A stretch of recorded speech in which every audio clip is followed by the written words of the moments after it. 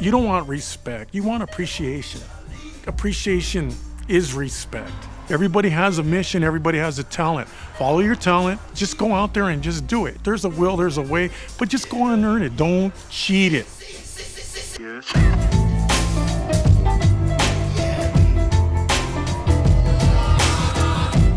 When I grew up in the Montebello area, there were lowriders and there were muscle cars.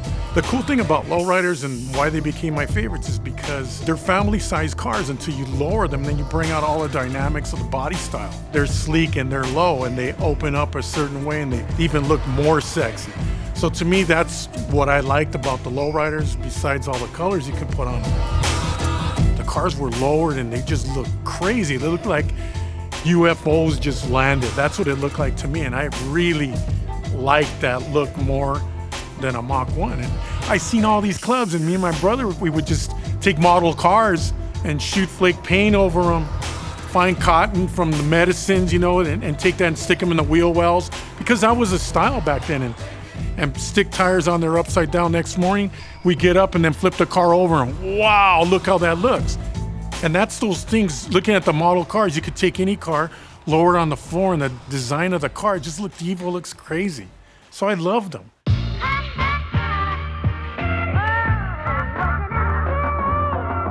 I have a 1968 Cadillac Eldorado. This car is chopped about 3 inches, has a slanted windshield, suicide doors. It has a full glass roof on it. I changed the frame. Everything is custom. The car is completely one-off. The interior is a Ferrari tan leather, which I designed after the 2016 Cadillac CTS-V Coupe. So the whole dash is done by the Engel brothers, and we designed and did the dash out of metal. I also did the same thing when we dropped in an LSA supercharged engine in it. You can see there's 14-inch wire wheels on the car. The car was painted candy red and some other mixture of colors by Paul Stoll, who's from PPG. I always wanted a red from back in the days when they used to have all the poisoned lead materials. So he had his own little concoction that he designed inside the training center, and he painted it for me. I'm also well known in the lowrider industry for 2 other cars. One is a '79 Lincoln Continental, and the last version, which became a lowrider of the year, was called Las Vegas. And this car was full custom. It had a suicide door, a door that folded down. It was a crap table, as everybody knows. It had vintage slot machines in the back, roulette table for a console, 21 table for a dash, and it had all the murals and themes from all the latest casinos that were in Vegas, including a showgirl in the front of the hood. That was a one-of-a-kind car for its time. The other well-known car now, it dates me. It's a 1971 Buick Riviera that I have, and that one is called Dress to Kill.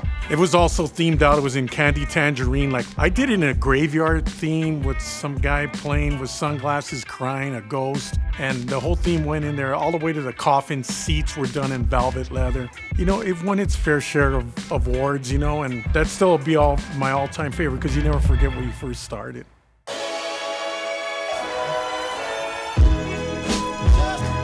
When I grew up in the Montebello area, there were lowriders and there were muscle cars. So I got my fair share of looking at lowriders too. I wanted to get a square-looking car back in '73, '74, and it was an LTD. Went down to a car lot, took my dad with me and my brother, but I couldn't get it. My dad goes, "They want too much for it." I go, "Well, how about if I get the Buick?" And my dad turned around and he goes, "You want that one?" I go, "Yeah." So I knew if I went Buick, he was ready to co-sign, and I drove right off of that thing. And I'll never forget going down the street through Whittier Boulevard, taking home, thinking, I didn't know if I fit in. I had long hair. That was the style then. I was white complected, so what is he doing involved in this? He doesn't belong in this. And when people would see me in it, I thought I was gonna get dirty looks. You get accepted. You're one of us now. It doesn't matter the color of your skin. All that matters is the colors on the cars. My dad is Irish-German, German-Irish. He was from St. Louis, Missouri. My mom was born in Los Angeles. My mom worked at a malt shop by the old winery in LA, and my dad took a train after the war came out here, met my mom, and within 2 weeks they got married. My dad was a truck driver. He worked very hard. I think 3rd grade he put us in Catholic elementary school, St. Thomas Aquinas. Becoming an altar boy, and I really did honestly like. In fact, I think I was serving Mass until I was about 18. I just didn't want to let it go. going through Catholic school and being an altar boy, if you served the mass twice, it was a sin. So I'd run in the confessional and do a confession and come on and do the mass again.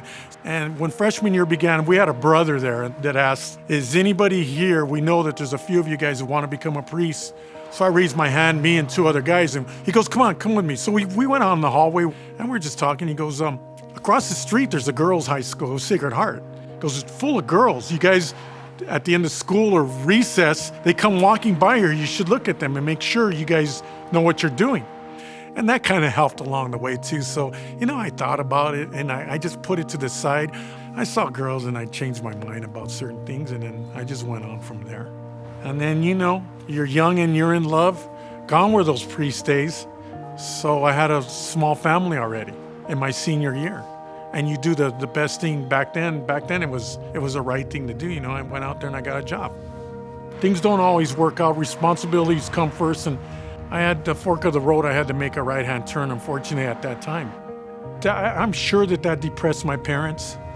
That's not what they wanted. That's not what my dad worked hard for. He kept my mom at home to keep that house right. The next thing you know, through his business, he gets me a job working at a restaurant supply store. And then my mom, Mijo, your dad, he's seen you today working. He went by and, that's not what he wanted out of you. He didn't want you to do what he does. And I kind of let him down, though I didn't know that. I was making pretty good money, and it was feeding my hunger to build the cars. So I worked for Northrop a couple years, and it was time for my dad to go, man. And he just goes, I don't want to do this no more. I'm going to let it go to you and your brother. And I'll never forget the day he gave me the keys to his truck and goes, here you go. I took over that business all the way through for 25 years. I did everything he did, and, he passed away. And I know to this day that when he went, his mission in life was to give us a better life, and that life was not to follow in his footsteps.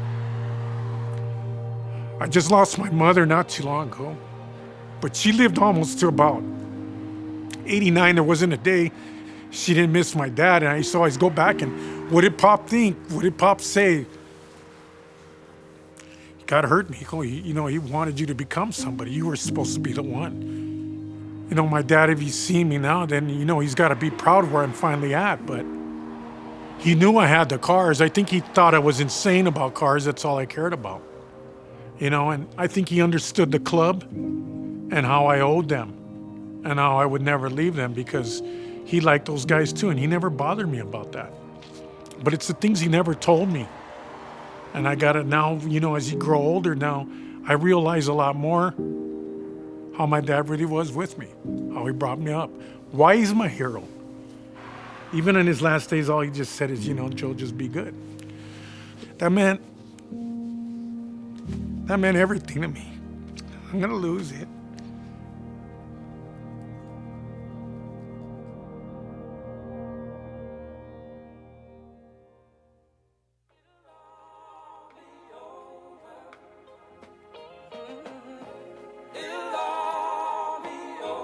After graduating from high school and all of that, you lose your friends. So I had like 4 or 5 good friends left, and I always had this one friend that I always went to school with that I always looked up to. It was Raul Gross. And I'll always remember I made a phone call one time. Hey, what are you doing? You still doing anything? I'm painting my car, Joe. We're going to rename the club. It was New Life. It's going to be called Lifestyle. I got into it. I joined. I became president in about a year and a half. When Lifestyle started, it was a good car club. I think we took over the #1 spot, and we held it for a long time. We represented LA. It was us against the world. That was my mentality. Out of the 43 years in Lifestyle, I was probably president for 35. I turned into a dictator, a communist. I've been called all kinds of names, and that's who I was. And that's how you had to do things with Lifestyle Car Club. I mean, I used to yell. It was military, but it was always about quality and setting the trend. We had to be the first ones to do this and do that. And then Lowrider Magazine approached me, and they asked me to get into their Hall of Fame for a leadership award. It was a highlight in my life, and as things went on down the line a little bit, I was approached again and offered to become editor of Lowrider Magazine. Being the editor of Lowrider consists of many jobs. I make the selection on the cars. I try to mix up the colors, years, and makes. I push for everybody that deserves their car club or their car to be in the magazine. And as years have gone by, then I became also the tech editor. I help a lot with the shows now, with the entries, the judging, the move-in. I tape down the Vegas show. I also attend Autorama shows. And as I go out, I get to meet these different clubs, their families, different nationalities. If you're in this thing, like I've said, it's all one color. I want them to get involved. I want to see them compete. I want to see them strive, and I want to help them get there, and I want to make them believe, because I was there. The things that I'm very grateful for with all of these people are all my friends. People tell me to this day, Joe, this is your retirement, this is your dream, that you went to heaven, and you shouldn't even be paid, and I have to agree. I work for a great company. Okay, there's a stereotype on Lowrider. I think now that Lowrider's become more commercialized, people are getting the chance to see us on videos, movies. You have to have a good job. You have a lot to lose by having a car that you just spent 5 years and $30,000-$40,000 to build. When you have something of value, you have to take care of it. People, I think, are starting to see that, but the most of us, we want to show off those cars and say, hey man, this is what I built, this is my personality, but you want to really enjoy them and get out there, because that's what the sport is all about. So I'm into that. Whether I'm going to go to the liquor store or I'm going to go get blood pressure pills at CVS, I still like to drive those cars. We're not different. Our cars are different, and that's a cool thing. For a lot of us, it's an art and it's a culture. Once you get involved and you do earn it, it's a way of life. My name is Joe Ray. I'm the chief editor of Lowrider Magazine, and I'm a Lowrider Role Model.